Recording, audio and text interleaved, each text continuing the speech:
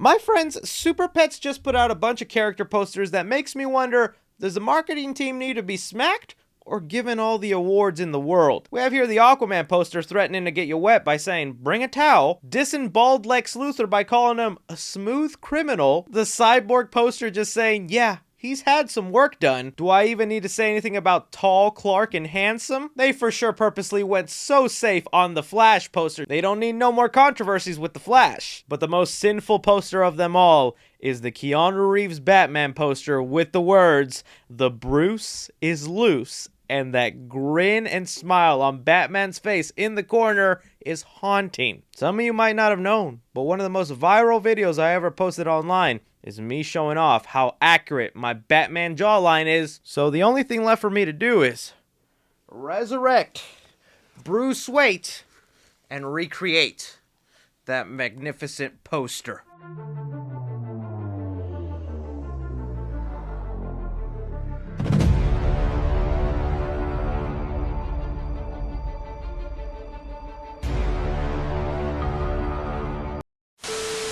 But with that fun out of the way, let's get into some of the movie news topics we're going to discuss here today. For one, it looks like we now have the title and plot for Disney's upcoming Planet of the Apes reboot/sequel. We have yet again another update on Halloween Ends, letting us know how different this movie's going to be. An idea of the next time we're going to see Superman and how disappointing it might be for a lot of people. That along with so much more. So many of you guys give me your opinions to everything we discuss here today. As soon as your boy's done filming and editing this side flick, he's headed off to go see Thor: Love and Thunder. So I will have a review for you guys on the channel pretty soon. Make sure you subscribe for that. So starting things off, I got a lot of requests to talk about the new Kevin Smith movie that's coming out, Clerks 3. Now, I'm not sure how many Kevin Smith fans or fans of the Clerks series there are here, but I actually do like some of Kevin Smith's work. I understand he doesn't make the best movies, especially lately it's been very miss over hit, so I really wasn't expecting that much from this trailer, but count me blown away because this actually looks really good. Of course, it still has that kind of low budget, straight to VOD vibe, which is kind of like what the Kevin Smith movies are nowadays. But if you know anything about the filmmaker, you know Clerks is kind of his puppy, and you can see the love and passion he's throwing in here, and that's when Kevin Smith's work shines. It's very much inspired by what happened to him with the character having a heart attack and then him realizing he's done nothing with his life, so he's going to make a movie. I'm actually more excited for this than the first time I heard about it because I didn't know if it was going to turn out any good, but this actually does look decent and fun. So I'm going to give that one a treasure, but I'm going to need to hear from you Kevin Smith fans. Are you liking the Clerks 3 trailer? But moving on here to some of our movie news stories, we got to talk about the Duffer Brothers and what they're doing with Netflix. So a lot of you guys know the Duffer Brothers as the people who created Stranger Things, and it was just revealed they started their own production company called Upside Down Pictures. They have also now locked in a deal with Netflix to produce content for them, and one of the things they just announced, other than a Stranger Things spin-off that we right now have no idea what it's going to be about, they also announced that the Duffer Brothers will be working on a live-action adaptation of the anime Death Note. And that might come to the surprise of a lot of people because Netflix already made a live-action adaptation of Death Note. Now, real quick, I want to say, if you're someone who hasn't watched anime or thinks they can't get into anime, I highly recommend Death Note. It's really one of the best animes you could possibly watch, and I just think it's funny that Netflix is going to try again when they still said they were going to make a sequel to the one they already made. Still, this has gotten people very optimistic because they like what the Duffer Brothers have done with Stranger Things, and also that it's going to be a series instead of a movie. It's a lot more time to flesh out the characters and the world of Death Note, so I'm thinking this could be a good thing, and it's also a great chance for us to see if the Duffer Brothers are good outside of Stranger Things. They also mentioned they're going to make an adaptation off the Stephen King book The Talisman, which was, I guess, an Easter egg and hint in the finale of Stranger Things, because the character of Lucas is reading that same book. Exciting stuff. Let me know what you guys think of the future for the Duffer Brothers and their Netflix deal. Moving on here, it looks like we possibly have the title and plot for the upcoming Disney Planet of the Apes reboot sequel. Now, you might have heard me talk about this already. Whenever Disney bought Fox, they got the rights to the Planet of the Apes movies, and they wanted to continue off where the Matt Reeves universe left with a bit of a time jump and all brand new characters, which is why it's kind of a reboot. And thanks to a production listing, it looks like the movie is going to be filming in Australia August 1st with the current title of Kingdom of the Planet of the Apes.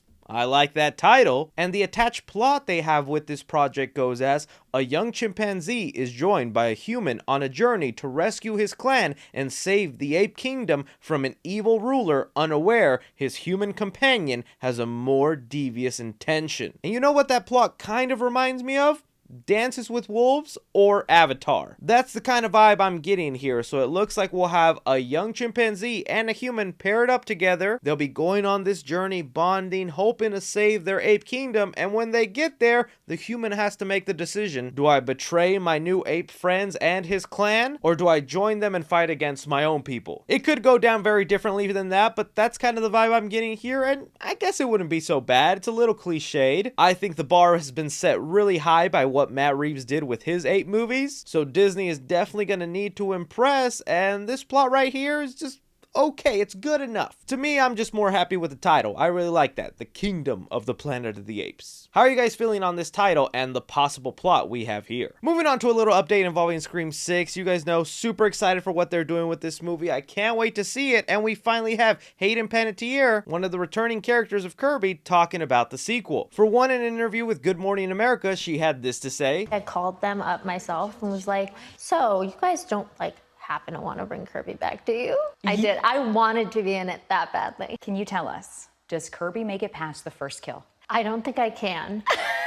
But I don't think anyone's going to be disappointed. And that's kind of awesome to hear that it was Kirby who actually got herself in the movie. Who knows if they already planned to have her in there, but the fact that she called them up and was like, hey, if you want me, I'm showing up. But even more importantly, and something that was rumored for the longest that I was trying to ignore, but everyone kept spamming me with it, is again, there was rumors that Hayden Panettiere's Kirby was going to be the opening kill for Scream 6, just because they seem to be treating these returning characters kind of like Judy, as extra bodies they could just toss away in the film, and her saying fans won't be disappointed lets me know she's at least surviving a little bit longer in the movie than just the opening kill. Hell, if the rumors turn out to be true that in Scream 7 it's going to be all about Neve Campbell and it's going to be this big epic endgame for the series, I would really want Kirby to be part of that. Are you guys happy with the comments Hayden Panettiere has made about Scream 6, and what do you think her involvement in the movie would entail? Moving on here, talking about some Halloween ends, we thought by now we would be seeing some sort of trailer, some sort of teaser, at least a poster. And currently right now we just don't have anything on that. A lot of the reason is because they're doing reshoots on the film and touching up on certain parts that they wanted to fix from the screening they saw. And it's because of those reshoots that the trailer didn't come out with the black phone, but right now it's said that the trailer will come out with Nope. That's Jordan Peele's upcoming horror movie that's releasing in like 2 weeks, so hopefully in 2 weeks we will have the Halloween Ends trailer. Still, until then, we have more comments from people involved with the movie, one of them John Carpenter, who continues to repeat something we are hearing over and over about Halloween Ends. He said here when talking to Sci-Fi, well, it's Halloween Ends, and it ends, he answered with a little chuckle. You'll see it's a departure from the others. It's interesting. Dave is a really good director. I love working with him. Carpenter didn't elaborate beyond that. And really, he doesn't need to, because that is the consistent thing we keep hearing about Halloween Ends, whether it's from scoopers or actual people involved with the movie. John Carpenter, Nick Castle, Jamie Lee Curtis, all of them are mentioning how different Halloween Ends is going to be. That it's going to be a movie so different than anything we've seen in the Halloween franchise. It's even led Jamie Lee Curtis and other people to prepare fans and say, y'all are probably going to hate it. You're not going to like the ending. You're going to complain about it, but we're trying it either way. And every time I just hear someone talk about how different this movie is, I get really nervous,